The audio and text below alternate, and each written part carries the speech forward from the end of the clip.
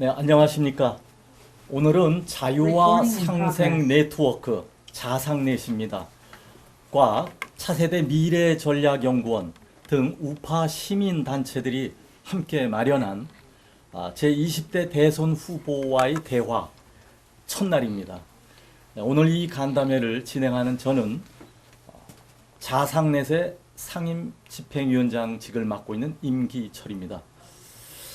말씀드렸듯이 오늘 간담회는 자상넷이 주관을 하고 다음 참의원과 또 트루스 포럼 그리고 신전대협 나라지킴이 고교연합 등이 함께 힘을 모아서 준비를 하였습니다.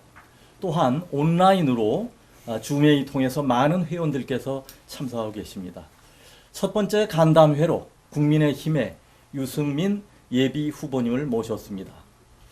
유 후보님과의 대화에 앞서서 이 자리에 참석해 주신 자유와 상생 네트워크의 백유한 상임대표님과 차세대 미래전략연구원의 장태평 원장님께서 자상넷과 참여연의 설립 취지와 활동에 대해 간략한 인사 말씀을 듣는 순서를 갖겠습니다. 먼저 백유한 상임대표님께 부탁드리겠습니다. 안녕하십니까. 자유와 상생 네트워크 상임대표 백유한입니다. 자상넷은 싱크탱크형 전문가 집단과 시민운동단체의 복합형입니다. 우리 단체의 가장 큰 목적은 두 가지인데요. 첫째는 자유, 상생, 정의의 가치를 우리 사회에 널리 확산시키고, 두 번째는 대한민국, 자유민주주의 대한민국이 발전할 수 있는 좋은 정책들을 개발하는 데 것이 목적입니다.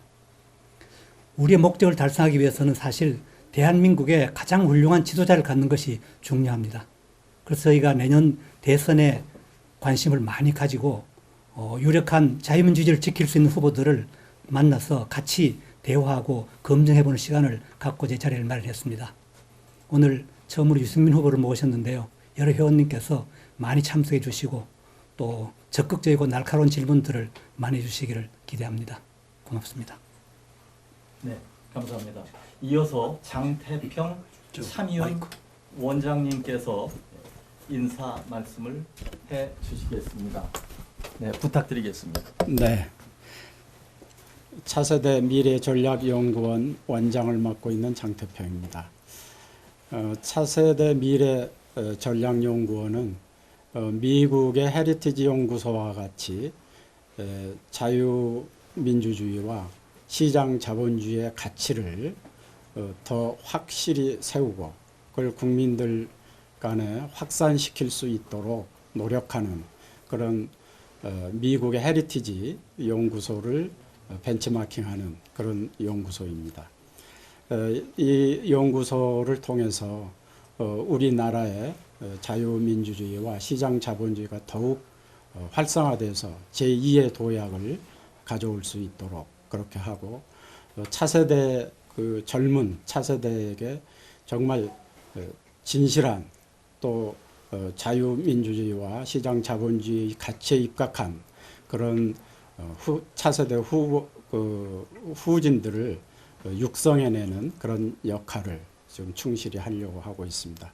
이번 대선은 우리나라에 있어서 굉장히 중요한 시점이라고 생각합니다. 많은 국민들이 걱정을 하고 있습니다. 국가에 대한 걱정, 정부에 대한 걱정도 있지만은 정말 그 대통령 리스크라고 할 수 있는 그런 굉장히 정말 다른 나라에는 크게 있지 않은 그런 위험한 그런 시대를 겪고 있다고 볼 수 있겠습니다.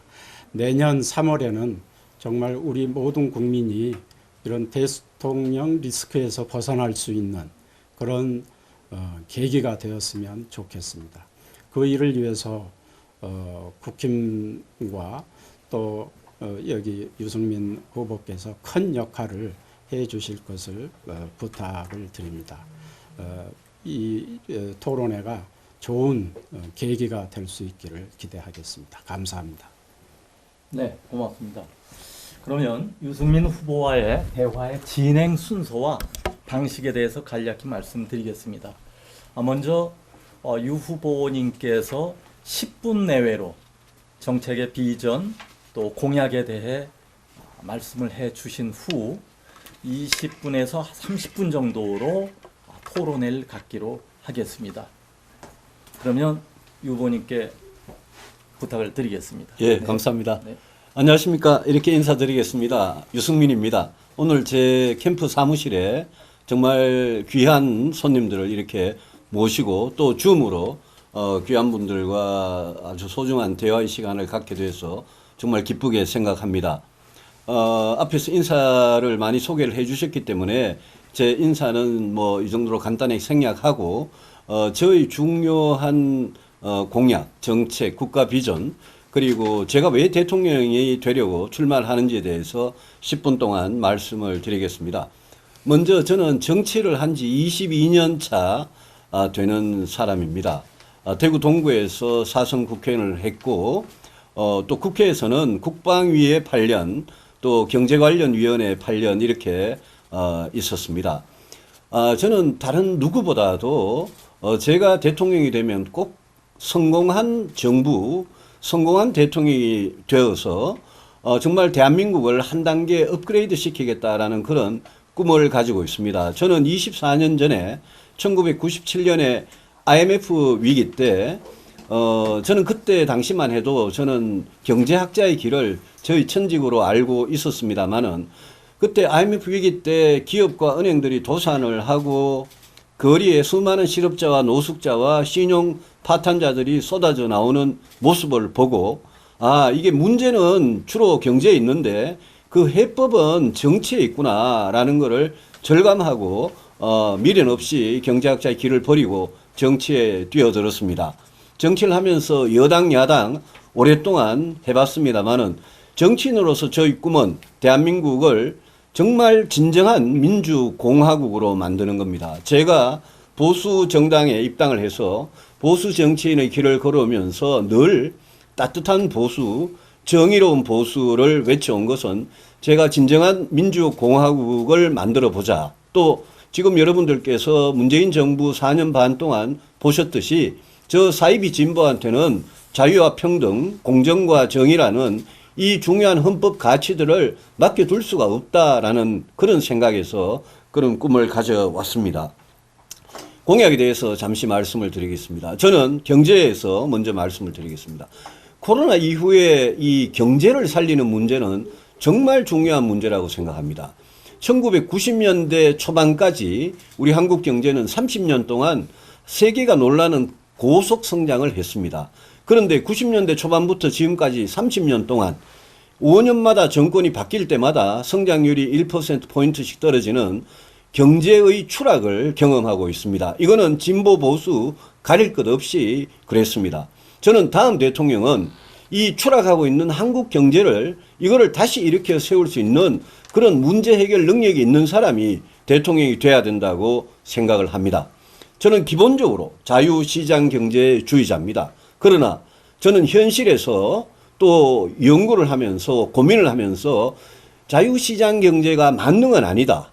우리가 자유시장 경제를 하되 국가의 역할을 정말 보완적인 역할을 해야 되겠다라는 그런 생각을 가지고 제가 경제에서 지금 문재인 정부가 하고 있는 세금 일자리가 아닌 진정한 일자리를 만들고 문재인 정부가 실패한 부동산, 미친 집값, 미친 전월세를 제가 반드시 바로잡고 무엇보다도 혁신적인 인재를 많이 길러서 우리가 이 기술 전쟁의 시대에 대한민국이 다시 세계 속에서 우뚝 서서 저성장을 체념하는 그런 체념주의적인 발상에서 벗어나서 우리 경제가 다시 도약할 수 있다는 것을 꼭 보여줄 수 있는 그런 대통령이 되고 싶습니다.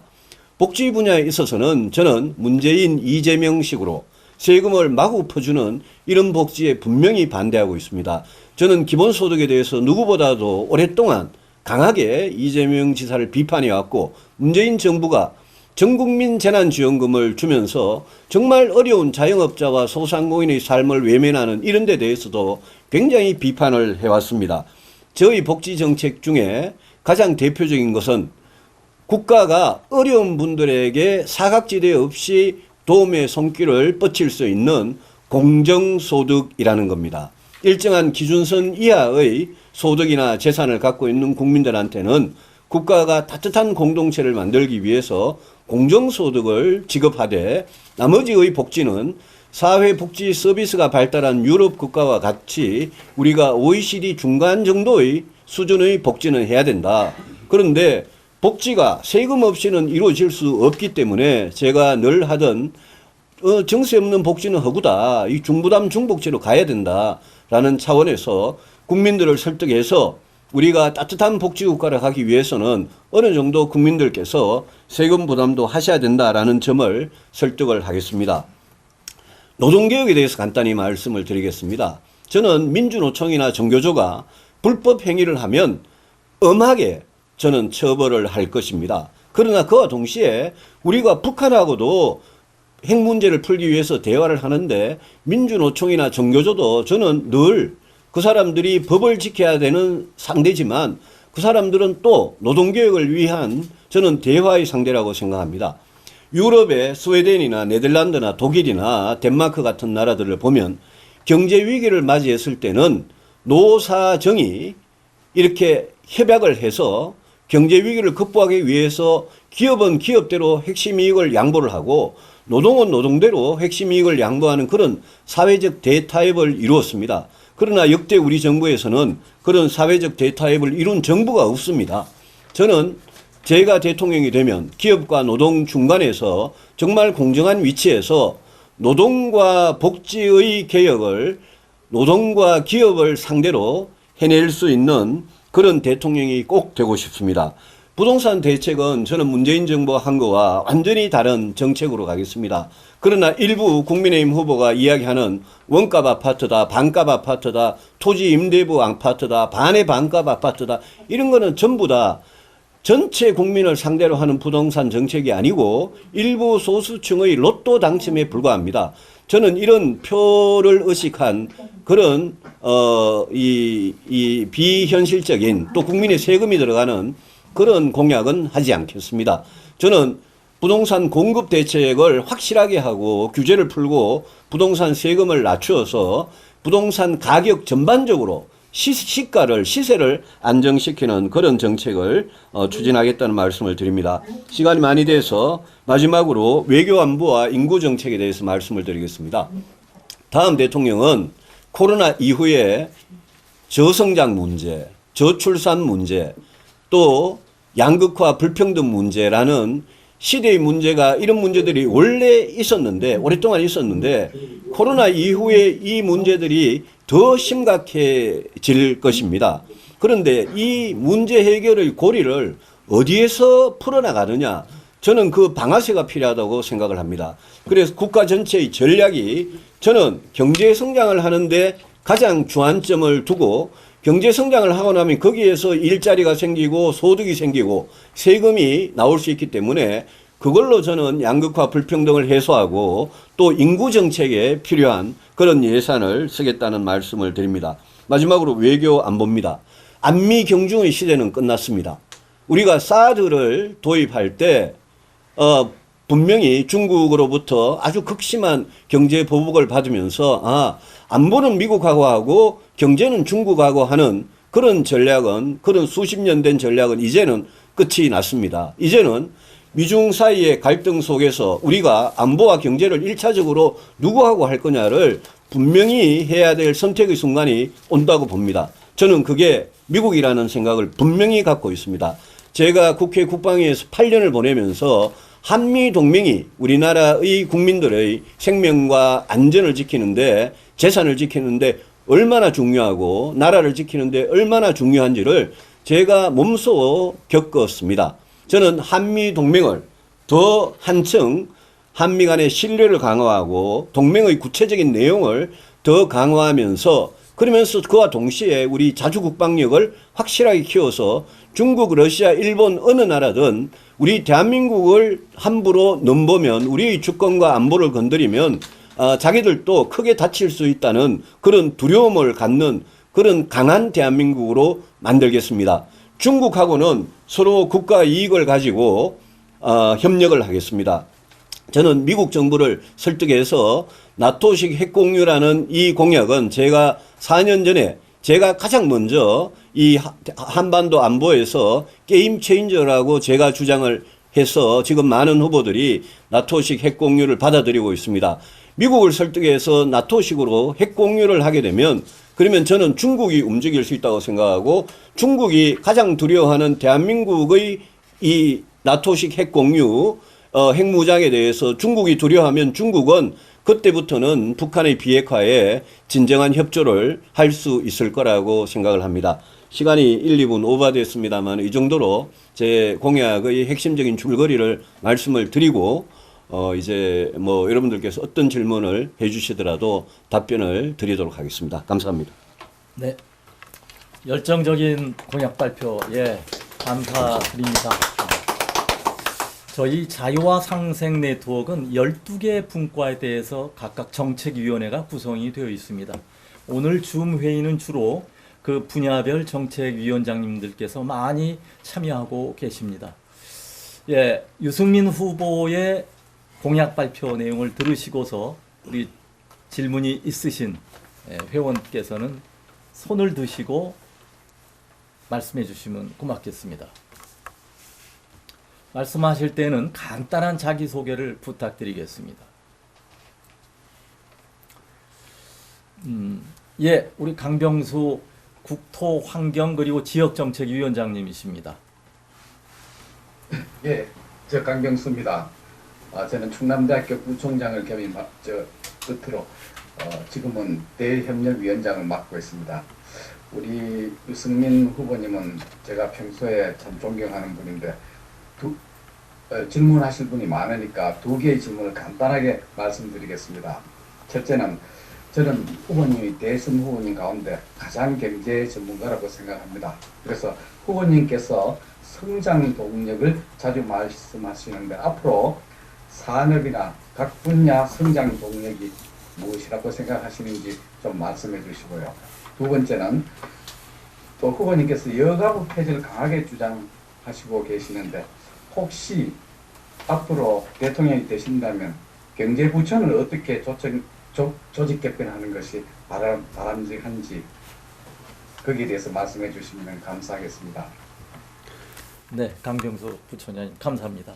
말씀 강병수 위원장님 질문 감사드립니다. 시간이 많지 않다고 들어서 제가 짧게 말씀을 드리겠습니다.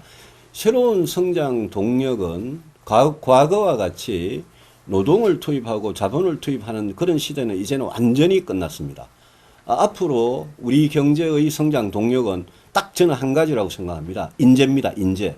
그래서 제가 디지털 전환 시대에 맞는 혁신 인재를 제가 100만 명을 양병을 하겠다라는 공약을 발표를 했습니다.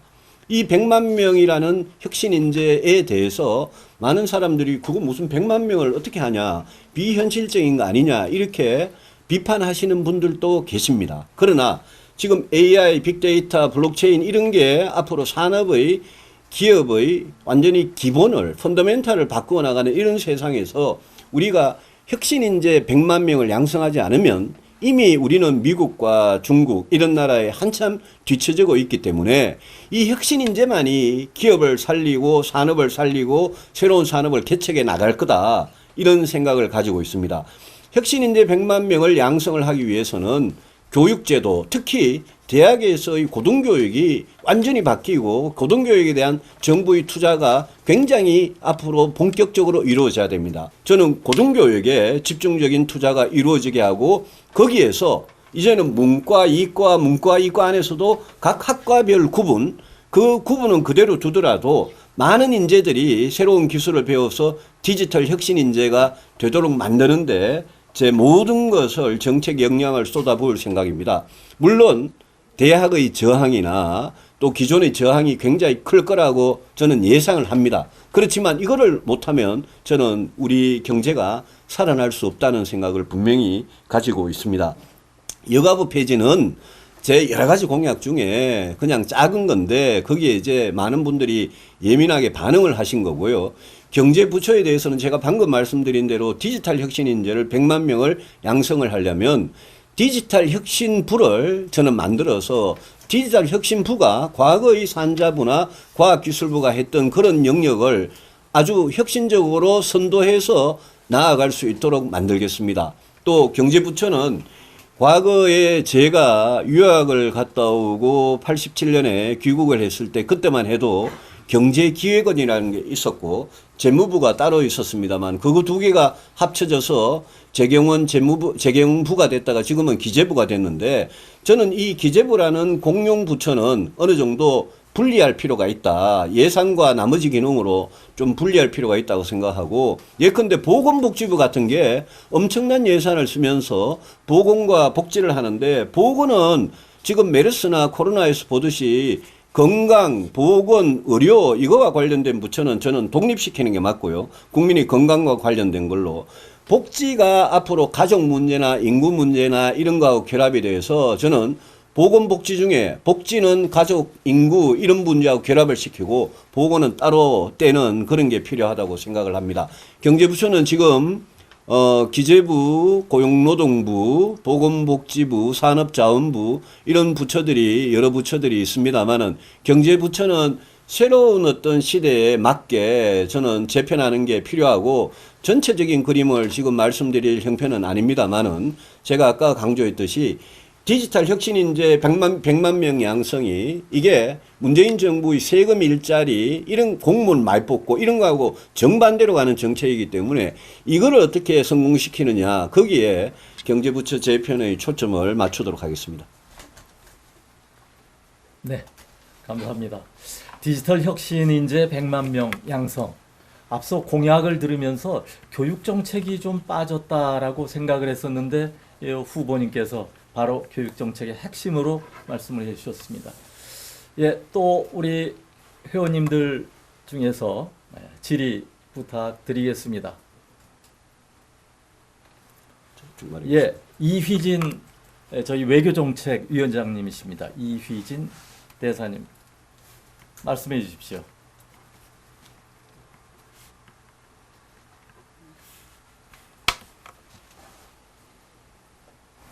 음소거가 되어 있습니다. 이휘진 대사님. 예. 이휘진입니다. 외교정책위원장을 맡고 있습니다. 저는 과거에 외교부에 근무하다가 지금 퇴직을 한 상태입니다.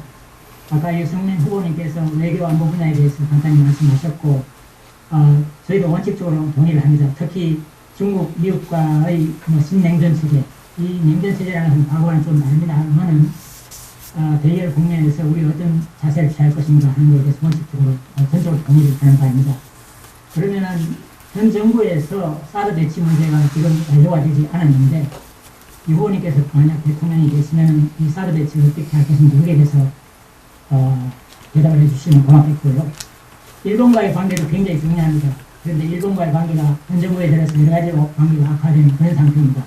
아마 어떤 의미에서는 2015년도 박근혜 정부 말기에 체결된 위안부 합의 문제에 소를 제공한 그런 측면이 있습니다. 위안부 합의가 사실상 폐기된 그런 상태였습니다.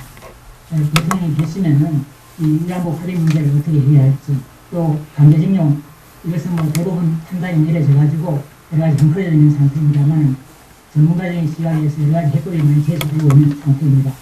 일본과의 관계를 복원시키기 위해서 어떤 방안이 있는지 말씀해 주시면 고맙겠습니다. 예, 이휘진 대사님 질문해 주셔서 감사합니다. 사드 배치는 제가 대한민국 정치인 중에 심지어 박근혜 정부에서도 사드 배치를 반대할 때 제가 가장 먼저 사드 배치를 주장한 사람입니다. 그런데 아쉽게도 지금 경북 상주에 배치된 경북 성주입니다. 죄송합니다. 경북 성주에 배치된 사드 1개 포대는 우리 대한민국 국군의 사드 포대가 아니고 그건 주한미군의 사드 포대입니다. 그런데 주한미군이 자기들 방어하기 위해서 사드 1개 포대를 성주에다가 배치했는데 지난 몇 년 동안 그 사드 배치된 주한미군에 대해서 지역 주민들이나 여러 가지 진보 단체들이나 와가지고 거기 길을 막고 반대를 하고 아주 동맹으로서 있을 수 없는 일을 해왔습니다. 저는 제가 대통령이 되면 사드든 패트리어트든 아니면 다른 식의 미사일 방어에 관한 그런 요격 시스템이든 저는 주한미군이 우리 대한민국 땅에서 자기들 방어용으로 하고 있는 거기에 대해서는 동맹으로서 모든 불편을 없앨 수 있도록 협력을 할 것이며 우리 국군 스스로가 최소한 사드의 경우에 3개 포대를 우리 국군이 우리 예산으로 배치할 수 있도록 할 생각입니다. 최소한 3개 포대는 되어야지 일단 남한 전체 전역을 커버할 수 있고 특히 서울의 경우에는 북한의 장사정포나 이런 데 굉장히 취약한 그런 상태이고 장사정포 같은 경우에는 포탄이 바로 날라오기 때문에 이게 무슨 로켓포 같으면 이스라엘의 아이언돔 같은 걸로 요격을 할 수 있다 그러지만 그냥 포탄만 날라오는 장사정포는 그거는 요격이 안 되는 겁니다. 그럴 경우에 수도권 방위를 어떻게 하느냐에 대해서 저는 로켓포의 경우에 아이언돔을 설치하면 물론이고 장사정포의 피해를 우리가 가장 최소화할 수 있는 방법은 포격 즉시 장사정포 진지를 아주 초토화시키는 겁니다. 그 정도로 우리의 대응 화력이나 우리의 공군력이 뒷받침돼야 되는 문제라고 생각을 합니다. 사드 배치뿐만이 아니라 아까도 말씀드렸듯이 우리 스스로 지금 LSAM, MSAM 이런 방어용 그런 미사일을 지금 개발하고 있기 때문에 그런 개발에 박차를 가해서 북한이 지금 핵탄두를 얼마나 가지고 있고 미사일을 얼마나 가지고 있고 이동식 발사대나 터널 안에 기차에서 발사하고 별희귀 잠수함에서 발사하고 또 최근에는 우리가 탐지도 못한 순항 미사일을 실험을 하고 이런 상황에 있기 때문에 우리는 일단 미사일 방어에 대해서는 모든 시스템을 다 갖추되 방어만 해가지고는 저는 전쟁에서 절대 이길 수 없다고 생각합니다. 전쟁 초반에 우리가 북한의 그런 모든 화력을 무력화시킬 수 있는 그런 공군력과 우리 미사일, 우리의 공격용 미사일 능력을 가지는 게 굉장히 중요하다고 생각합니다. 일본과의 관계에 있어서 저희 평소 원칙은 일관됩니다. 안보와 경제, 이런 미래에 관한 협력은 저는 일본하고 아주 긴밀하게 하는 게 당연히 맞다고 생각하고 쥐소미아 가지고 문재인 정부 들어와서 한번 난리를 편 적이 있는데 제가 한일 간의 쥐소미아 이전부터 한일 바로 직접적인 쥐소미아 체결이 힘들면 우리가 한국은 미국과 동맹이고 미국은 또 일본과 동맹이기 때문에 한미일 삼각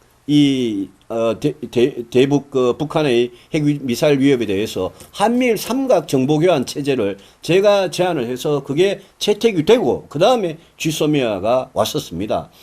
일본과 저는 일본의 지도자가 누가 되든 일본의 어떤 정당이든 저는 안보와 경제 협력은 분명하게 적극적으로 할 겁니다. 다만 역사와 주권 이 문제에 대해서는 일본하고 양보하지 않겠습니다.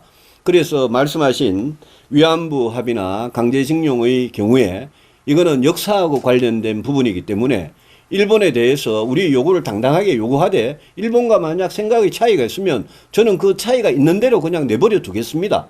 그리고 그 위안부나 이런 문제는 우리 정부가 우리 예산으로 우리 세금으로 그분들한테 편안하게 해드리면 될 문제라고 생각하고 우리 국내 법원에서 강제징용이다 위안부다 이런 데 대해서 판결을 내리는 거는 그게 내려봐도 우리나라가 국제사회에서 정말 이 명분 있게 행세를 하기 위해서는 국제법을 지키는 게 맞고 그래서 국내에 그런 판결이 있더라도 국제법을 저는 그거는 초월할 수 없다는 생각입니다. 그거는 일본도 마찬가지입니다. 그래서 양국 간의 독도 문제나 과거사 문제나 이런 차이가 있는 부분은 그대로 두면서 양국이 그렇다고 해서 과거에 발목이 잡혀서 이 중요한 시기에 안보나 경제 협력을 안 할 수는 없다. 이 생각을 갖고 있다는 점 말씀드립니다.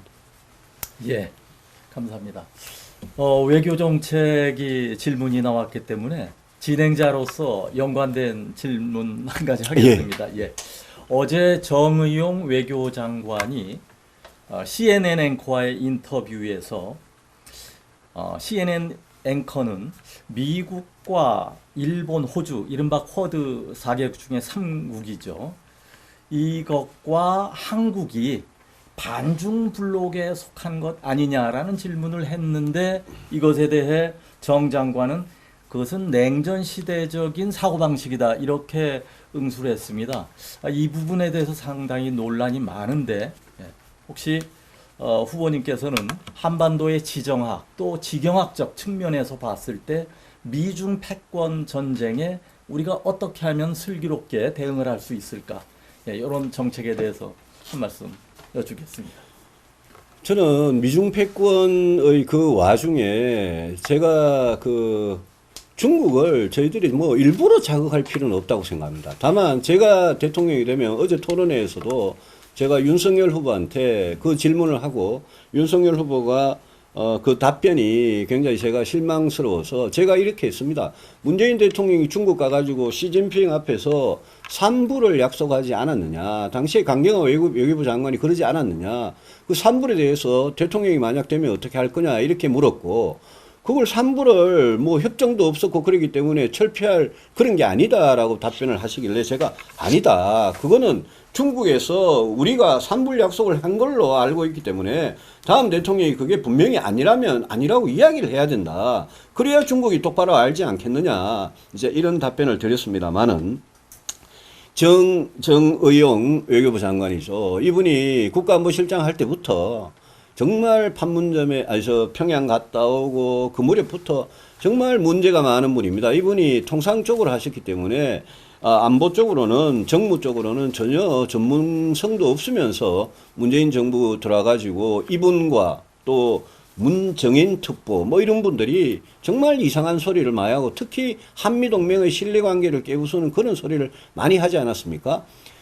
문재인 정부는 쿼드에 가입을 안 했지만 쿼드라는 게 그 목적이 뭔지 너무나 분명한 거고 또 미국이 바이든 정부가 오바마 이래로 계속 지금 아시아로 회귀를 하면서 지금 여기에서 인도 태평양 거기에서 미국이 원하는 거는 너무나 분명하지 않습니까? 호주, 일본, 한국이 다 미국이 동맹이고 그래서 제가 아까 모두에 말씀드렸듯이 안보에 있어서는 안보는 죽고 사는 문제이기 때문에 안보에 있어서는 이 세계적인 이 기류 특히 동아시아, 동북아시아를 둘러싸고 지금 일어나고 있는 이 긴장 고조에 대해서 저는 우리의 입장을 저는 분명히 하는 게 맞다고 생각합니다. 우리가 어정쩡하게 스위스 같은 그런 중립국 행세를 할 수 있느냐? 저는 중립국 행세를 할 수 없다고 생각합니다.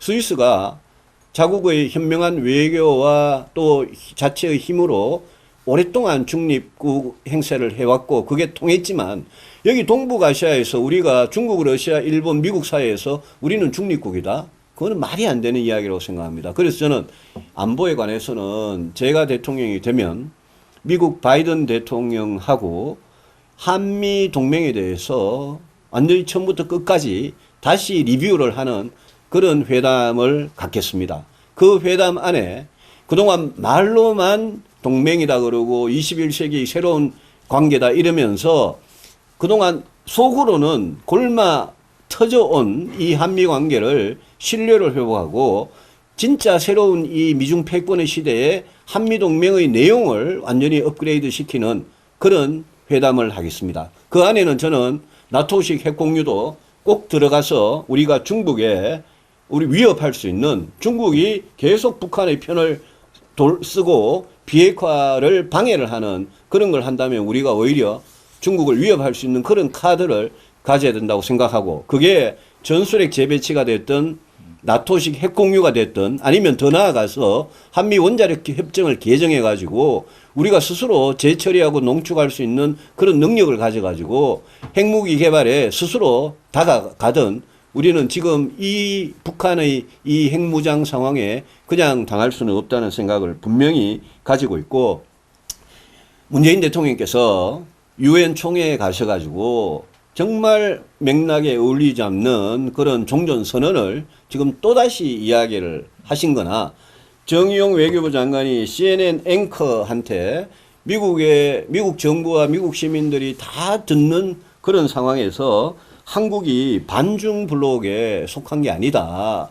이런 심각한 발언을 한 데 대해서 저는 뭐 이게 문재인 정부가 하루 이틀 사고 친 게 아니고 이거는 뭐 2017년 취임 때부터 오늘까지 계속 있어 온 그런 연장선상에서 다 벌어지는 일이기 때문에 다음 대통령이 제가 대통령이 되면 이 한미 관계를 정말 회복시키고 더 강화시키는 이 일이 우리나라의 전망에 얼마나 중요한지를 제가 잘 알고 있다는 말씀을 드리고 바로 잡도록 하겠습니다. 네, 답변 감사드립니다. 또 우리 정책위원장님들 질의 계속 이어주시죠. 네, 김승욱 위원장님, 우리 경제정책 안녕하십니까. 김승욱 위원장님 부탁드립니다. 안녕하십니까. 안녕하십니까. 반갑습니다. 지금까지 답변 잘 들었습니다. 지난번에 5년 단임 대통령이 기간이 너무 짧기 때문에 모든 것을 다 할 수 없어서 경제에 집중하겠다 이런 말씀을 하셨습니다. 상당히 옳은 말씀이라고 생각합니다. 사실 지금 경제가 만사니까 되게 심각한 문제죠. 근데 그 말씀 중에 노동계와 기업을 양쪽 다 양보시키겠다라는 말씀하셨습니다. 그 기업은 좀 더 세금을 더 내게 하고 노동계는 유연성을 양보하게 해서 더 일자를 많이 만들고 하겠다 이런 얘기를 했습니다. 그 노동계가 유연성을 양보한다는 것은 가능만 하면 저도 참 바람직하다고 생각하고 지금 앞으로 한국에 제일 필요한 것이라고 생각합니다. 지면에서 굉장히 잘 지적을 했었다고 생각합니다. 그런데 한 가지 우려가 과연 노동계가 이걸 받아들일까? 어떤 보관이 있으신가? 여기에 대해서 좀 구체적인 방안을 좀 알고 싶습니다. 그 다음에 두 번째로, 이제 지역계는 이제 세금을 좀 더 내도록 양보하겠다 했는데, 아시다시피 우리 한국의 법인세는, 박근혜 정부 때는 24.2%였다가 현 정부 들어서 27.5%로 올리지 않았습니까? 그래서 OECD 36개 회원국 중에서 9번째 수준으로 결코 이게 낮은 수준은 아닙니다. 다른 OECD 국가들은 지금 법인세율을 낮추고 있지 않습니까? 또 기업들은 그래서 해외를 자꾸 공장을 옮기고 있습니다. 사실 우리 개인들은 잘 옮겨나가기 힘들지만 기업은 얼마든지 세금이 낮은 곳으로 갈 수 있는 것이 현실입니다. 그래서 상속세가 지금 세계 최고 수준인 현실 가운데서 가뜩이나 이제 또 베이비붐 세대들이 이제 부를 좀 받아서 이걸 이제 갖고 잠깐만 나가려고 하는 경향들이 있는 이 마당에 법인세를 더 올리면 한국의 경제를 더 악화시키지 않을까 이런 우려가 있습니다. 그래서 후보님께서 가지고 있는 그 문제의식은 충분히 공감을 하고 또 이 기업 문제가 어느 문제보다 심각하다는 것도 굉장히 공감을 합니다. 그리고 그렇지만 요약하자면 두 가지입니다. 노동계의 양보를 받아낼 수 있게 됩니다. 그 방법이 무엇이겠습니까? 두 번째는 기업의 법인세를 올린다고 하는 것이 과연 좋은 방법일까? 이 두 가지 질문을 좀 드리고 싶습니다. 예, 감사합니다. 뭐 두 가지 다 굉장히 어려운 그런 부분입니다. 노동개혁에 제가 과연 성공할 수 있을까? 그거를 제가 뭐 저는 100% 성공할 수 있다라고 말씀드린 건 그거는 아마 거짓말이 될 수도 있습니다. 저는 굉장히 솔직하게 말씀을 드리고 싶은 게요. 노동개혁을 우리가 해본 적이 굉장히 오래됐습니다. 언제 해봤냐 하면요. 1997년에 IMF 위기가 터지고 1998년 1월에 그때 우리한테 달러를 빌려준 IMF하고 IBRD가 이런 내용으로 노동개혁을 해라라고 우리한테 아예 처방을 던져준 대로 그때는 우리가 정신이 없을 때입니다. 그때는 IMF나 IBRD가 시키는 대로 그냥 그냥 국회에서 툭툭 통과시킬 때입니다. 죄송합니다. 그때 우리가 98년 1월에 노동개혁을 해보고는 그 이후에 지금 23년째 노동개혁 제대로 된 거 못했습니다. 노무현 정부 때도 못했고 박근혜 정부 때 김대환 노사정위원장 임명해서 하려고 했는데 못했습니다. 막판에 방금 말씀하신 대로 한노총이든 민노총이든 막판에 협상 테이블 박차고 나가버리면 못하는 겁니다. 그런데 어떤 문제가 있냐 하면요. 문재인 정부가 노동개혁을 한다 이러면 재계에서 믿질 않습니다. 왜냐, 문재인 정부는 민노총하고 특수한 관계이기 때문에 저 사람이 하는 노동개혁은 이거는 친노동 노동개혁이다라고 의심을 하거든요. 거꾸로 박근혜 정부 때는 박근혜 이명박 정부 때는 노동계가 대통령을 안 믿었습니다. 저분은 친재벌 아니냐. 그러니까 친재벌 대통령이기 때문에 노동개혁을 제대로 못할 거다. 이런 게 있었습니다. 유럽에서 위기가 왔을 때 노동개혁을 성공한 나라들이 아까 제가 말씀드린 대로 시기는 다릅니다만 독일, 스웨덴, 네덜란드, 덴마크 이런 나라들이었습니다.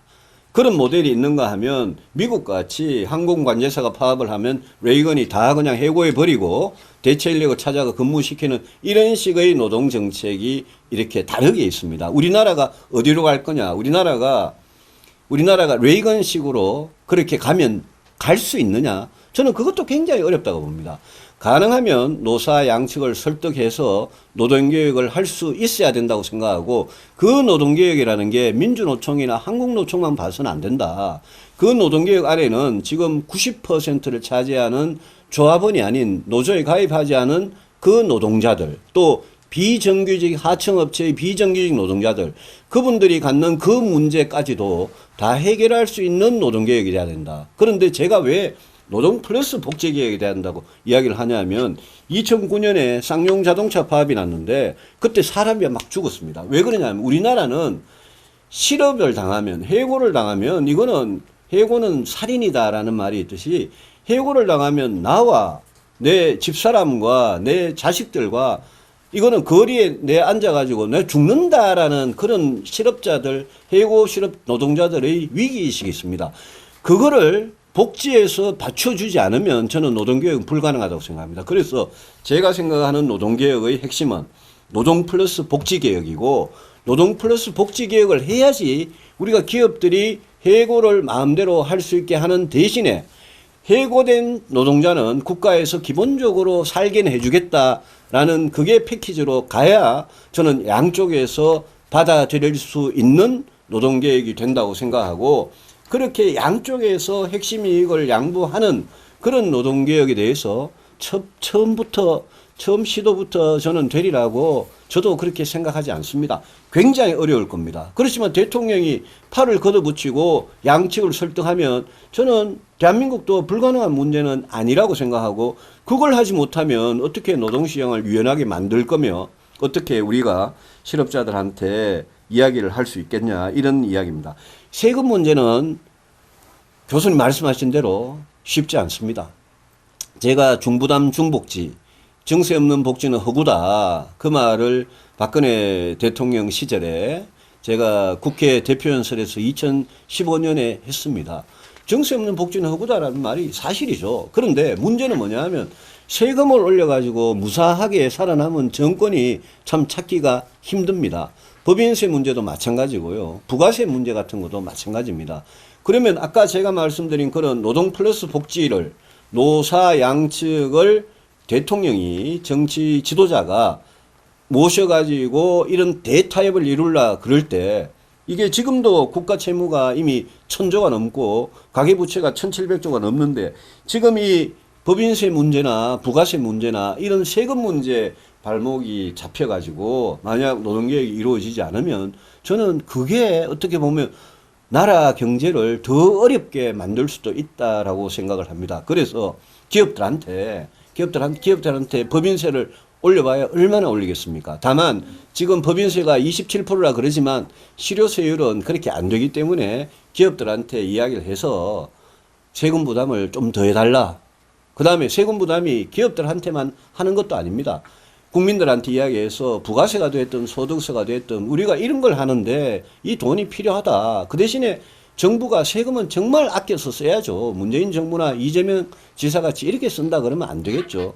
그래서 그런 거를 결국은 어렵지만 우리가 꼭 해야 될 개혁, 꼭 가야 될 방향으로 가도록 뭔가 이렇게 노력을 하고 움직이는 게 그게 대통령의 역할 아니겠냐 그렇게 생각을 하고 말씀하신 대로 법인세 이런 게 이제 기업의 어떤 자본의 해외 유출 문제하고 연관이 되어 있다는 말씀에도 제가 뭐 당연히 동감을 하고요.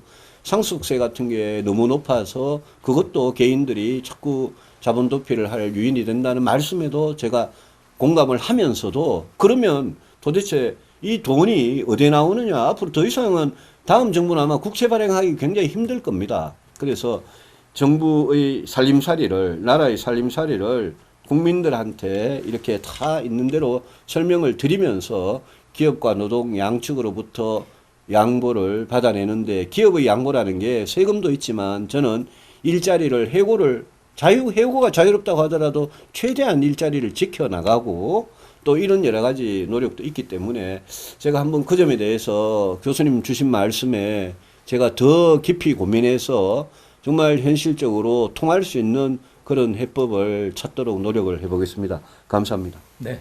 예, 좋은 답변 감사합니다. 후보님도 말씀하신 것 중에서 상당 부분 충분한 이해는 됐습니다.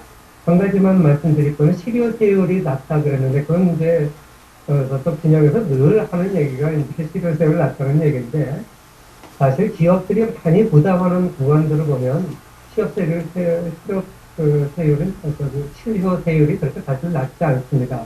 실효세율이 상당히 우리 그걸 가지고 따져도 높은 편이고요. 또 우리나라는 기업들이 정치권에서 대통령이 이제 이렇게 중재를 했을 때 기업은 약자입니다. 그래서 사실 기업들은 오히려 최고 대통령께서 이렇게 하면 기업들은 이제 꼼짝 못하는 영향이 있습니다. 그런데 절대 노조는 거기 돌아가지 않거든요. 그래서 저는 이제 그 면에서 어떤 방안이 있을까 좀 얘기를 했는데 궁금했습니다. 그래서 저는 노사정 위원회에 들어가서 좀 회의도 해보고 하면 개혁을 당사자들께 합의에 의해서 한다는 것은 안 하겠다는 것과 마찬가지다. 좀 그렇게 결론을 내렸습니다. 그래서 사실 기업들은 세무조사도 있고 모두 무서워요. 정부를 무서워해요. 그러니까 어느 정도 할 수 있어요. 그런데 노조는 힘의 논리가 아니고 저는 타협의 논리가 좀 불가능하다고 생각하거든요. 그래서 뭐 한 번에 이 질문 가지고 다 답변을 저도 기대를 하지 않습니다. 그런데 후보가 되시고 대통령이 되시면 이 부분은 한번 심각하게 고려를 해주셨으면 하는 바람으로 제 질문을 마치도록 하겠습니다. 예, 네. 교수님 말씀에 제가 뭐 다른 의견이 있는 건 아니고요. 그 말씀 다 맞으시고, 다만 노동의 경우에 노동자들에 대한 어떤 칼이라 그럴까요? 수단이라 그럴까요? 그런 것도 사실은 정부한테 있는 게 있습니다. 그래서 만약 그 합의가, 제가 말씀드린 합의가 이루어지지 않으면 지금 노동시장 그 상태로 그냥 가게 됩니다. 그렇지 않습니까? 역대 정권이 다 그랬고요. 그렇지만 이거는 반드시 시도를 해서, 저는 이거를 아예 시도조차 안 한다는 거는 그거는 저는 아니라고 생각하고, 힘으로 한다는 거는 노동법 하나, 다음 대통령은 제가 대통령이 되면 2년 동안 180석을 가진 민주당을, 지금 그러니까 야당이 되는 거죠. 그때는 야당이 국회에서 180석을 2년 동안 가지고 있습니다. 그런 야당을 상대해야 되기 때문에 국회에다가 먼저 힘으로 법을 고치자 그래가지고는 그거는 더 어렵습니다. 그러니까 한국노총이 됐든 민주노총이 됐든 그 당사자를 설득하면 야당도 저는 움직일 거라고 생각하는데, 당사자가 설득이 안 되면 야당이 꼼짝을 안 할 겁니다. 그래서 어차피 힘이 없는, 국회의 힘이 뒷받침이 안 되는 초임의 2년의 대통령이 되는데, 그 2년이라는 시간이 제일 중요한 시간이거든요. 그래서 그거는 어렵지만 이거는 반드시 진지하게 시도를 해봐야 된다, 이 생각을 가지고 있다고 말씀드립니다. 네. 납득이 갑니다. 근데 한 가지만 좀 더 여쭤보겠습니다. 아까 노동계가 홍보가 썼던 칼이 있다고 그러셨는데 그건 좀 궁금합니다. 그거는 민주노총이나 한국노총이 자기들이 이렇게 내부적으로, 내지는 뭐 일부는 공개적으로 그런 원하는 사항들 중에 아직 개정이 안 된 그런 부분들이 분명히 많습니다. 그런 부분을, 이거는 어차피 현실 세계에서 이 노사정 대타협이라는 거는, 그거는 말씀하신 대로 협상의 산물이거든요. 국가적으로 더 필요하고 더 진전된 방향으로 한 발짝이라도 나갈 수 있으면 저는 그런 협상은 할 수 있다고 생각을 합니다. 제가 새누리당 원내대표 때 공무원연금 개혁한 것도 제가 그 100점짜리 공무원연금 개혁이 아니고 50점짜리에 불과했지만 그 개혁이라도 하는 게 국민들 세금을 엄청나게 아낀 거기 때문에 저는 늘 그런 식으로 현실 정치를 해온 사람이고, 그래서 제가 대통령이 되면 노조, 민주노총이나 한국노총이 원하는 것 중에 일부 들어줘도 대세에 큰 지장이 없이 우리나라의 노동시장을 유연하게 만들 수 있는 그런 당근과 채찍이 있다면 그걸 다 쓰겠다는 그런 말씀입니다. 네. 우리 후보님의 그 핵심 정책의 골간은 결국 노동정책과 복지 양축을 조화와 균형을 찾아가시겠다 하는 것으로 예. 새기겠습니다. 저희가 정치 현안에 관한 질의를 하기에 앞서서 각 분야별로 정책 질의가 어느 정도 되었는데 딱 하나 빠진 게 있습니다. 후보님 지방 소멸이라는 말씀 예. 들어보셨습니까? 예. 결국 지역 경제 활성화의 말씀인데 우리 이승종 지방행정정책위원회 이제 위원장께서 제게 서면으로 주신 내용입니다. 결국 우리나라 지방자치 문제점 무엇이고 혹시 지역 경제 활성화에 대한 생각 또 공약 정책을 가지고 계신지요? 말씀해 주시면 고맙겠습니다. 제가 대구에서 태어나고 대구에서 학교를 다니고 대학은 서울 올라왔습니다만은 정치를 대구에서 했습니다. 대구가 1인당 GRDP가 30년 동안 전국에서 꼴찌입니다. 그리고 호남의 광주, 대구하고 비슷한 내륙 도시고 선거 때마다 극단적인 선택을 하는 호남의 광주, 대구도 마찬가지입니다만 호남의 광주가 20년 가까이 1인당 GRDP가 꼴찌에서 2등입니다.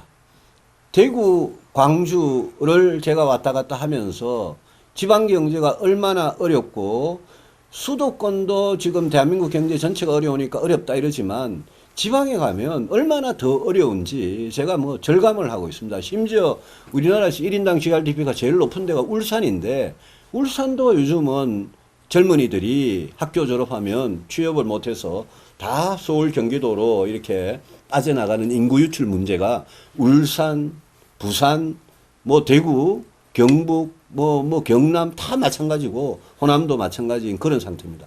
우리나라 국토로 볼 때 국토의 절반 정도 잘라서 그 밑에를 제가 남부 경제권이라고 부를 수 있다면 이 남부 경제권의 지역 경제는 정말 어렵다.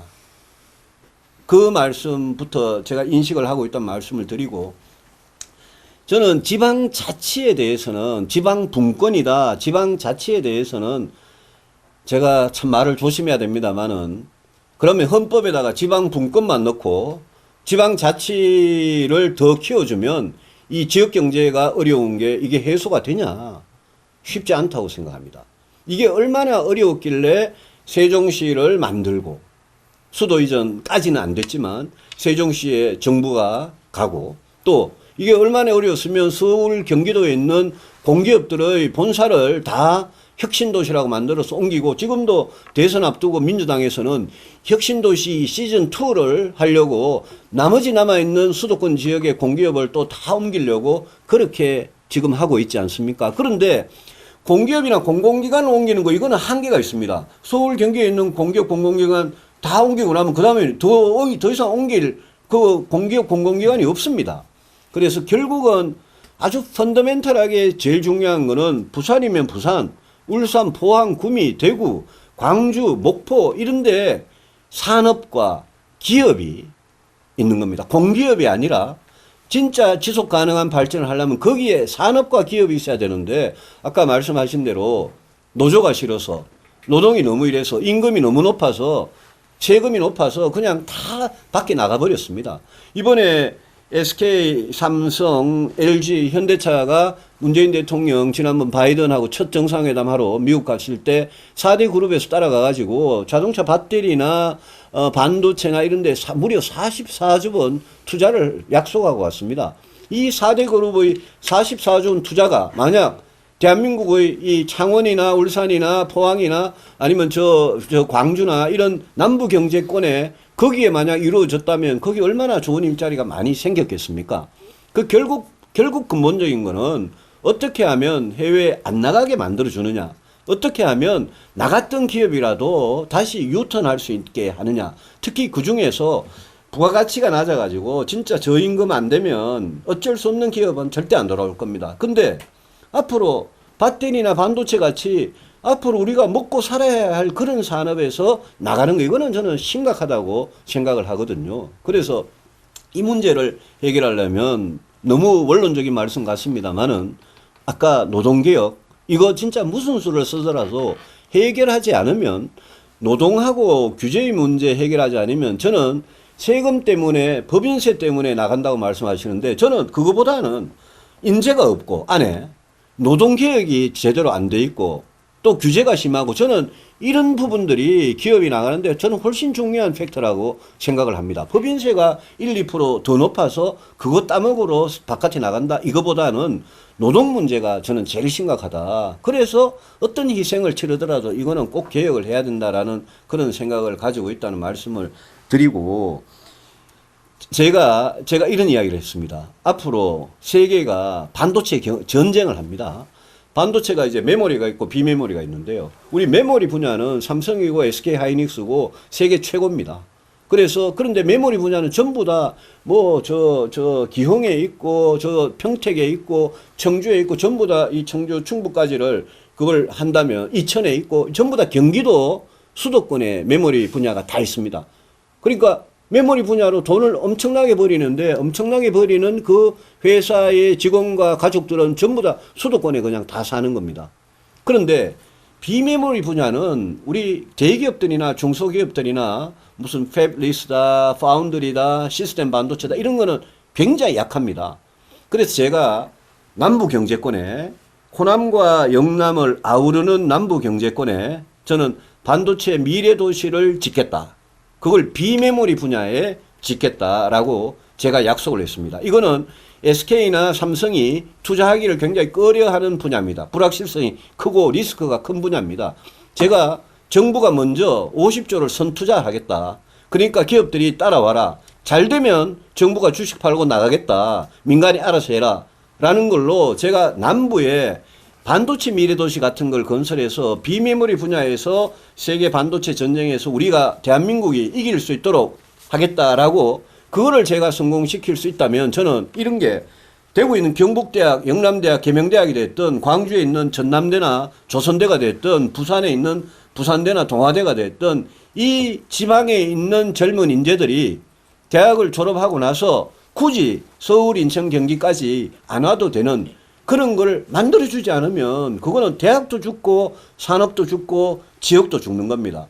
그래서 제가 반도체를 예를 들었습니다만은 제가 그 TK의 그 통합신공항 문제나 부산의 김해와 가덕도의 공항 문제나 아니면 지금 광주에 있는 군공항을 그거를 민간공항이 이제 같이 활주를 쓰는데 그걸 무안으로 옮기는 이런 문제나 공항 문제에 대해서 서울에 계시는 분들은 수도권에 계시는 분 뭐 인천공항하고 김포공항이 있으면 됐지 무슨 지방의 공항이냐 거기서 뭐 고추말 말릴 일이 있냐 이렇게 좀 비웃음을 하시는데 천만의 말씀입니다. 앞으로 지방 경제를 살리려면 세계로 바로 향하는 그런 공항을 지방마다 저는 둬야 된다고 생각하고 공항이 있고 대학이 있고 사람이 살만하고 그러면서 산업을 그게 공기업이 아니라 산업을 유치하는 이런 전략으로 나가야 되는데 제가 말씀드린 이런 게 그러면 헌법에다가 지방분권 조항을 넣으면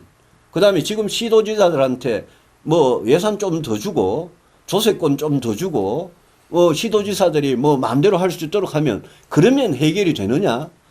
해결 쉽지 않습니다. 그래서 지방을 살리는 거는 대통령 중앙정부의 의지가 굉장히 중요하다는 말씀을 제가 드리는 거고 옛날에 지방자치 없을 때도 포항이다 뭐 무슨 뭡니까 창원이다 마산이다 이런데 다 박정희 대통령 시절에 지역경제가 이렇게 세웠습니다.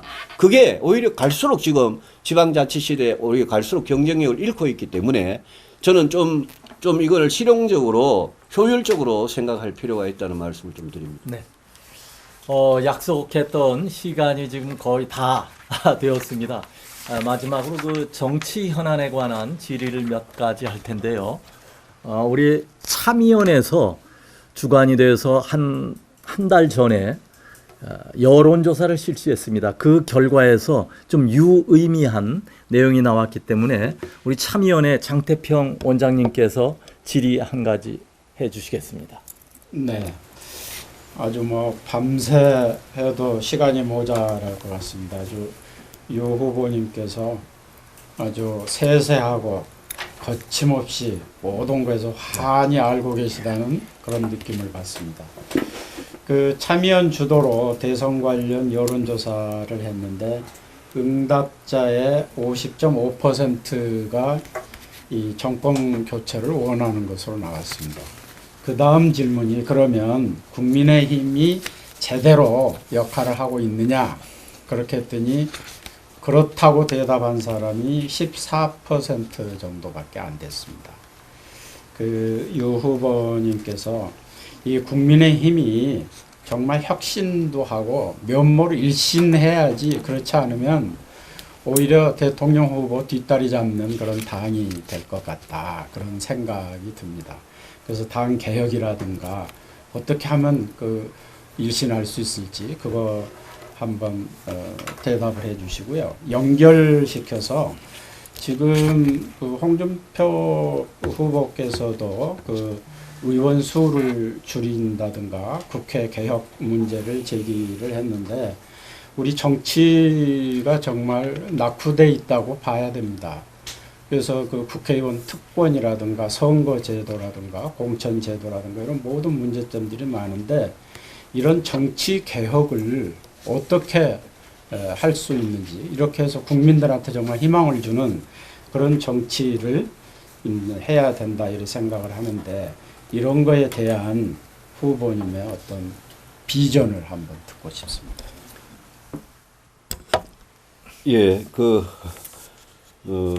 굉장히 좀 저한테는 좀 어려운 질문을 해주셨습니다. 왜냐하면 이 정치 개혁이라는 게 이게 진짜 대선 때 대선 후보들이 공약을 내는 걸 보면 그냥 뭐 이런저런 개혁을 하겠다 그러지만 정치 개혁만큼 약속이 안 지켜진 그런 부분도 사실은 없었습니다.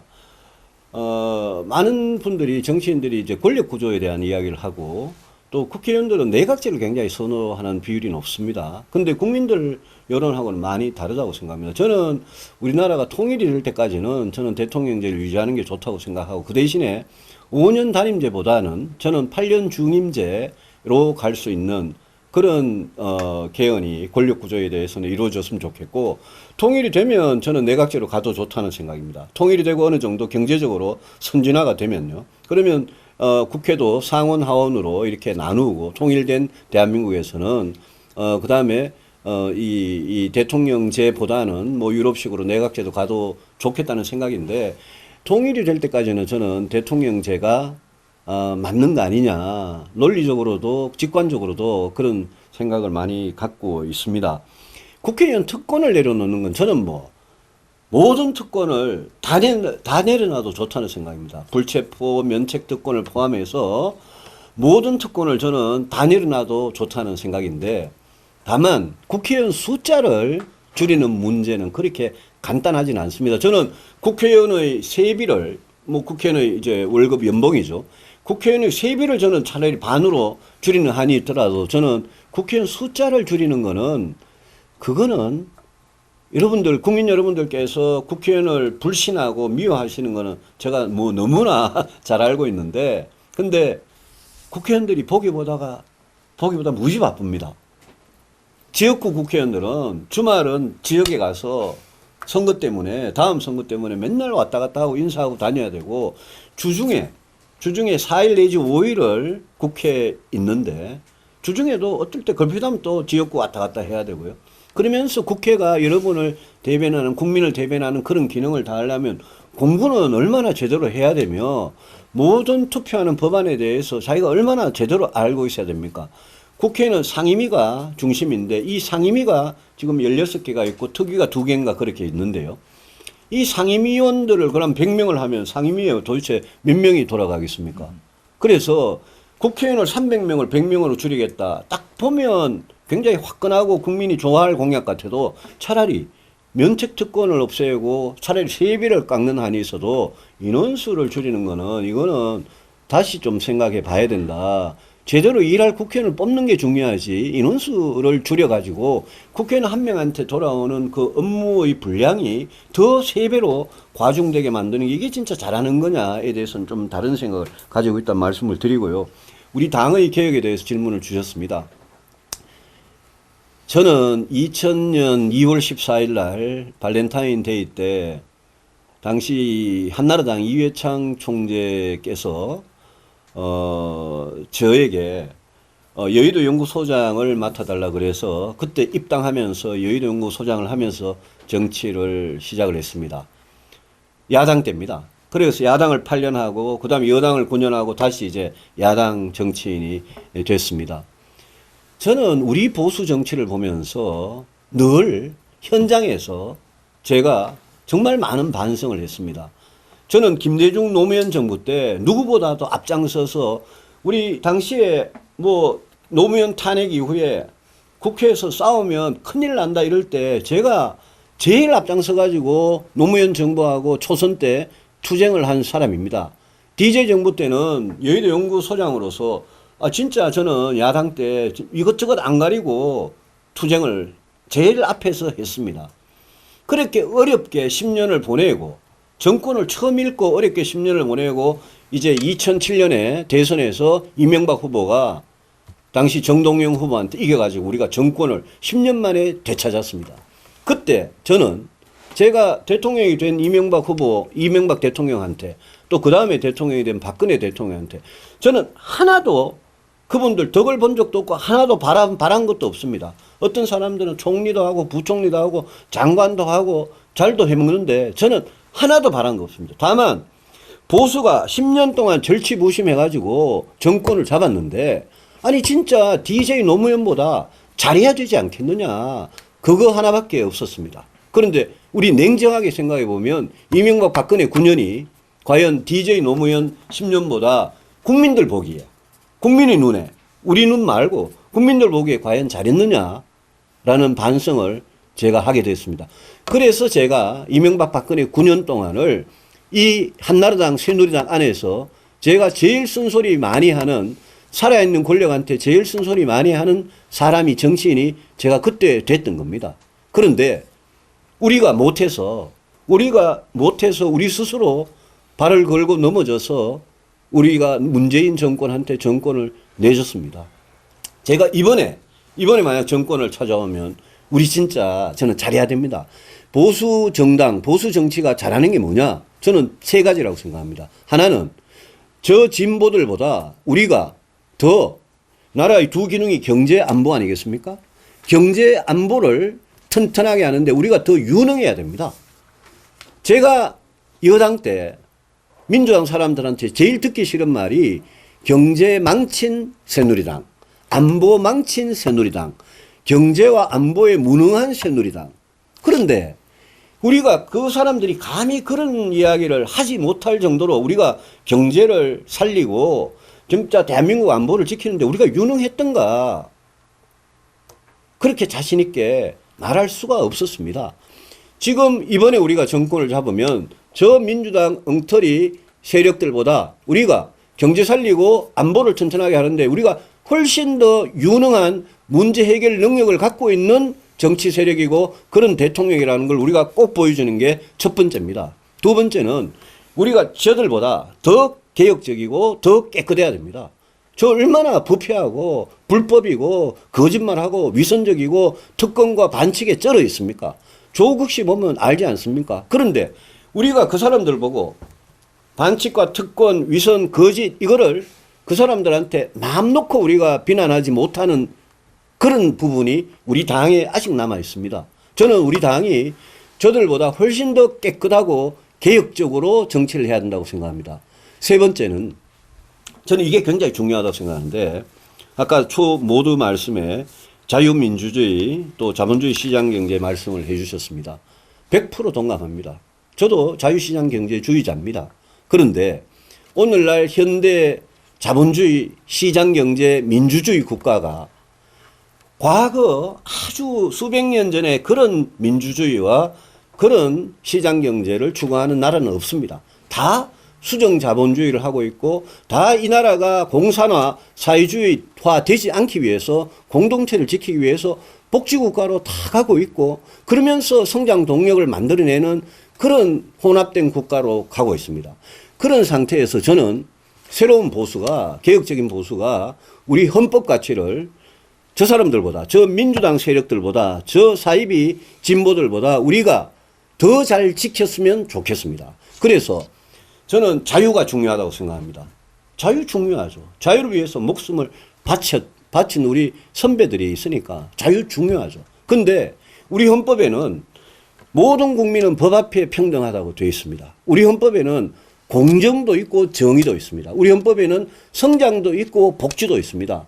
성장이 있으면 복지 분배도 있습니다. 우리 헌법에는 생명, 인권, 안전, 환경 이런 요소들이 있습니다.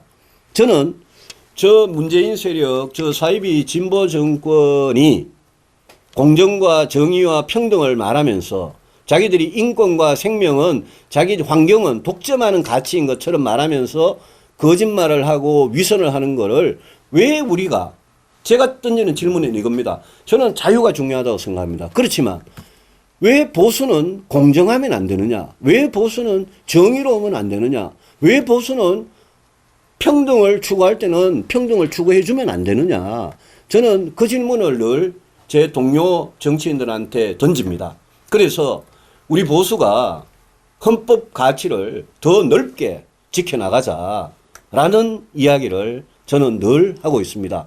저는 그렇게 해야지 국민들께서 특히 중도층에서 우리 보수한테 저 사람들은 더 깨끗하고 더 건전하고 더 개혁적이고 더 유능하고 그러면서 헌법 가치를 저 사람들이야말로 제대로 지키는 세력이다. 이렇게 봐줄 때 저는 우리가 대선에서 이기고 정권 교체하고 또 그 정권이 정말 오랫동안 갈 수 있다. 이런 생각을 가지고 있습니다. 제가 이런 말씀을 드리면 전통적인 보수층에서 저를 굉장히 좀 오해를 많이 하십니다. 근데 저는 우리가 그런 식으로 헌법 가치를 확대하지 않으면 넓게 가지 않으면 저는 국민 다수로부터 이렇게 정말 신뢰를 받기가 저는 쉽지 않다. 그거를 굉장히 절감을 하면서 정치를 해왔다는 말씀을 드립니다. 네, 고맙습니다. 질문 하나 꼭 했으면 좋겠는데 가능하겠습니까? 하시죠. 저는 괜찮습니다. 예, 간단하게 부탁드립니다. 예, 안선회 교육정책위원장님이십니다. 안선회 위원장님, 말씀해 주시죠. 유승민 후보님 말씀 너무 잘 들었습니다. 들으십니까? 예, 들립니다. 예. 네, 너무 잘 들었습니다. 저는 개인적으로 유승민 후보께서 유능하시고 또 청렴하시고 그리고 개혁도 잘 하실 것 같습니다. 그런데 최근에 가장 최근 여론조사를 보면 차기 대선 후보 적합도에서 유승민 후보가 지금 최근에 뉴스 살펴보니까 2.9%가 나왔고 윤석열 후보는 28.8%가 나왔습니다. 심지어 박근혜 탄핵 대통령 탄핵 사건 때 물론 이제 입장을 있지만 오히려 그보다 더 오히려 그 세력을 대통령과 그 세력을 깜빵에 집어넣은 윤석열 후보가 훨씬 더 보수 쪽에서 지지를 많이 받고 있습니다. 자, 이분 얘가 드리는 말씀은 뭐냐? 개혁성과 유능과 청년 마음을 가지고 있음에도 불구하고 왜 후보 본인께서 이렇게 차기 대선 후보 적합도에서 뒤지고 있다고 생각하시는지 그리고 그 돌파 전략은 무엇인지 하나 여쭤보고 싶고요. 그 다음에 그 부분을 제가 생각을 해봤습니다. 유승민 후보님을 아끼는 마음에서 아끼고 존중하는 마음에서 생각을 해봤는데 후보께서는 정책통입니다. 뛰어나신 판단력을 가지고 있어요. 그런데 공적인 어떻게 본다면 공적인 상황, 공적인 정제로 정치 분야에서 공정한 심판자, 아까 노동 문제도 말씀드렸어요. 공정한 심판자로서의 입장을 강조하신 것 같아요. 그런데 국민들은 대통령 후보에게 공정한 심판자를 요구하는 게 아니라 혁도가 유능하고 이 국민과 심판자가 요구하는 게 아니라 내 편을 요구하는 것 같아요. 내 소망을 달성시켜줄 사람, 내 편에서 싸워준 사람. 예를 들면 교육정책에 있어서도 후보께서는 대입제도에 대해서 명확한 판단을 안 했었어요. 공약도 없어요. 예를 들면 학부모들은 정시 수능학교를 요구하고 있는데 후보께서는 대입제도에 대한 정책을 안 내놨어요. 그러니까 학부모 편도 아니고 교사 편도 아니고 초중등 쪽에 지방교육 재정교부금을 11조를 빼서 고등교육을 하겠다는데 그럼 교사들은 당연히 지지하지 않겠죠. 학부모도 우리 비판적 입장이 되겠죠. 근데 고등교육 쪽에 어느 누구도 유승민 후보가 고등교육을 질적으로 개선할 것이다, 재정지를 많이 한다 확실하게 못합니다. 과연 유승민 후보께서는 국민의 어떤 집단, 어떤 계층을 위해서 최선을 다하셨고 어떤 계층이 본인의 가장 강력한 지지 세력입니까? 여쭤보고 싶습니다. 예, 질문 감사합니다. 유승민 후보를 좀 존중하고 선거했으면 하는 그런 바람에서 드립니다. 예, 고맙습니다. 안 교수님 고맙습니다. 제가 이제 여러 명 여야 후보를 다 합친 여론조사에는 아직도 낮게 나오고요.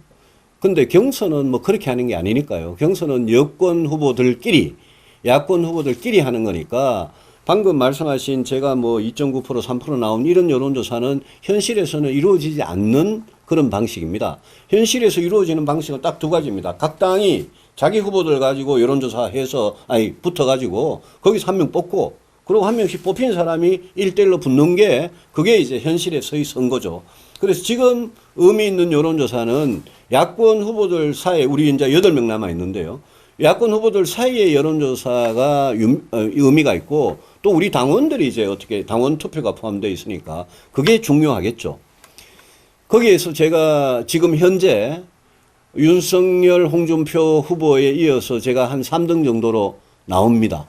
그런데 그게 왜 그러냐? 저한테 이제 왜 지지가 않느냐? 딱 한 가지입니다. 이유는 영남의 보수 유권자들이 박근혜 대통령의 관계 때문에 저를 지지하지 않기 때문입니다. 그것 딱 한 가지입니다. 그래서 저도 아이러니하게 생각합니다. 박근혜 전 대통령, 이명박 전 대통령을 구속 수사하고 기소하고 거기에 엄청난 구형을 한 사람은 윤석열 총장인데 그분은 저렇게 지지가 높고 제가 탄핵을 찬성하고 했다는 이유만으로 저한테 대해서 지지가 낮은 거 저는 이해할 수가 없지만 어떡합니까? 그게 숫자로 그래 나오면. 저는 그래서 제가 이제까지 박근혜 대통령 탄핵 이후에 제가 그 문제에 대해서 제 양심을 걸고 말을 바꿔본 적이 저는 한 번도 없습니다. 저는 대구 가서도 뭐 돌을 맞는 한이 있더라도 저는 제가 양심과 소신에 따른 선택이었다. 저는 탄핵이 정당했다고 생각했다. 다만 그걸로 그 이후에 보수가 분열되고 문재인 정부가 탄생을 하고 선거 때마다 지고 한 그 부분에 대해서는 정치를 한 사람으로서 제가 송구하게 책임을 느끼고 송구하게 생각한다. 그렇지만 그 당시 탄핵에 대해서 그걸 가지고 잘못됐다고 비판을 하시고 그걸 가지고 저를 비난하면 그거는 제가 받아들일 수가 없다라는 말씀을 분명히 드리고 저는 사실 이런 상태에서 영남 보수 유권자들이 저에 대해서 마음을 바꾸면 제가 국민의힘 후보가 되는 거고요. 마음을 못 바꾸면 제가 국민의힘 후보가 되기 힘들겠죠. 그 점을 제가 분명히 인식을 하고 있다는 말씀 드리고 그걸 돌파할 전략이 뭐냐. 그거는 뭐 이 자리에서 말씀 안 드리겠습니다. 남은 40일 동안 열심히 하겠습니다. 그리고 정책통이라고 말씀하신 공정한 심판자는 제가 노동개혁에 국한된 이야기입니다. 노동개혁에 대해서는 지도자가 공정한 중재자, 심판자 역할을 안 하면 개혁 자체가 이게 성립을 하지가 않습니다. 그런 차원에서 노동개혁에 대해서 그 공정한 심판자, 중재자 역할을 말씀을 드린 거고요. 정책에 대해서 말씀을 하셨는데 정치를 왜 합니까? 정치는 세상을 바꾸려고 하는 거 아니겠습니까? 근데 세상을 바꾸는 수단이 뭡니까? 이 정책 아닙니까? 많은 사람들이 저보고 정책통이다 이러시면서 또 뭐 대통령 마치 감히 자격이 좀 모자라는 것이 이야기하는 그런 비판하시는 분도 있는데 제가 그런 말에 대해서는 제가 늘 아주 분명하게 반박을 합니다. 정책에 대해서 하나도 모르는 문재인 대통령 뽑아놓으니까 도대체 부동산 집값이 어떻게 됐냐, 일자리 어떻게 됐냐, 정책에 대해서 잘 모르고 철학도 없고 국가가 가야 할 방향에 대해서 분명한 그런 것도 모르고 정책 모르는 사람 역대 대통령들이 이 나라의 경제, 노동, 복지, 교육을, 안보를 어떻게 망쳐놨냐.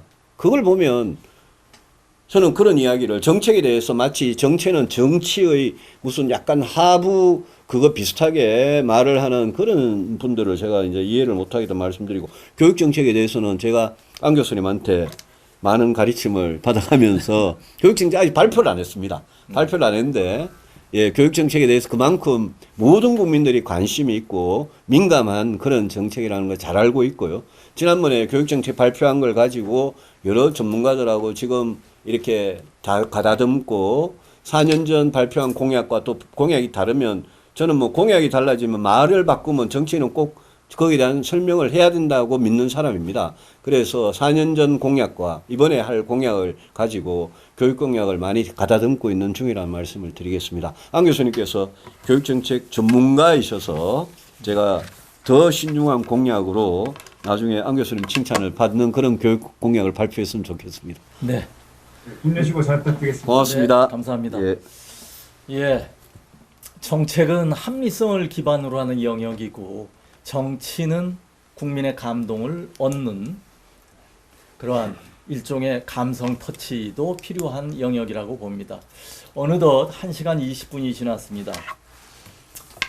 우리는 5년간을 절치부심하고 있습니다. 내년 3월 9일 우리에게 주어진 절체절명의 과제는 무엇보다 정권교체입니다.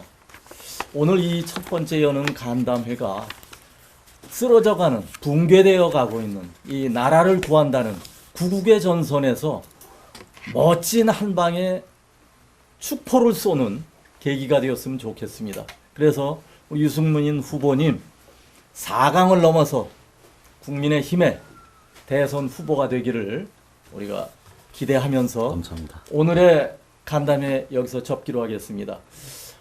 수고해 주신 희망 캠프 22의 관계자님들, 또 줌 회의로 참석해 주신 여러 회원님들, 시민단체의 대표님들께 감사드리고, 예, 내년 3월 9일 우리의 전장에서 반드시 승리할 것을 함께 기원하면서 오늘 이것으로 접겠습니다. 고맙습니다. 고맙습니다. 네, 고맙습니다.